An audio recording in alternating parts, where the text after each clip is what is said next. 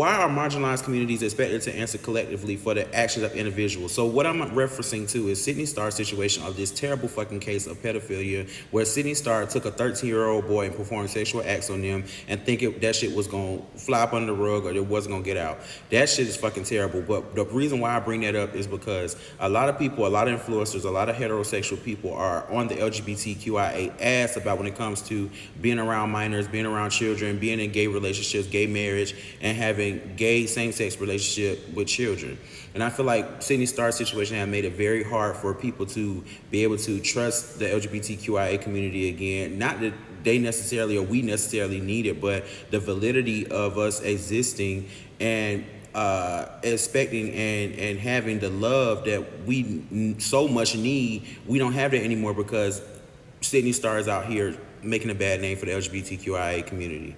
This is so unfortunate because I feel like our community, the LGBTQIA community, has been up under the scrutiny for so long when it comes to children and being around minors because they feel like trans people are men in wigs and everyone else in the community is confused. And they still have like a couple people in our community that they want to align themselves with who speak against or speak out against the LGBTQIA community because they feel like they're passable and they don't have to fit the standard of what the rainbow community represents. So basically, like, somebody's real mask in the gay community. I've even seen like gay men come out and say, well, we need to take the T off of LGBT, and you don't understand that the T fought hard for the LGB. You get what I'm saying? It was the T and the L that fought for the G, the B, Q, I, A, and all the rest of it. You get what I'm saying? So it's just so unfortunate that Sidney Starr has caused speculation and now new scrutiny and a whole nother like lens like on the LGBTQIA because of this predatory situation.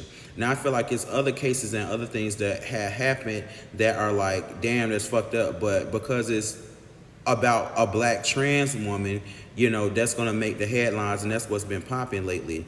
And I wanna talk about the spiritual whistleblower asking T.S. Madison, why are you not speaking about your sister, Sidney Starr? Well, number one, they don't have good rapport, whatnot. I just seen another video for 2 years ago where T.S. Madison was talking about where Sidney Starr did some fraudulent stuff with Tasha K, and T.S. Madison had stopped talking to her then. I seen a video of Funky Dineva saying that back then when they were doing Love and Hip Hop and all these shows, allegedly they didn't have a good relationship, so it didn't work out. So I don't understand why you have to single out one person to represent a whole community. If we're talking about a spiritual whistleblower case, if it was a black woman that went out there and did a terrible situation, we're not going to name that black woman over the whole black community. That was just that one individual thing. So I just want to know again, why are marginalized communities expected to answer collectively for the actions of one individual? Do you think that T.S. Madison or other people should be answering for the actions of Sidney Starr?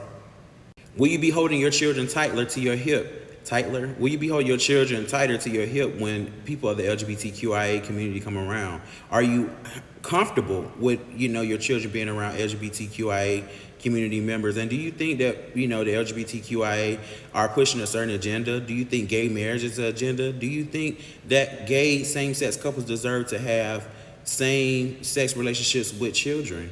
Let me know your thoughts below in the comments.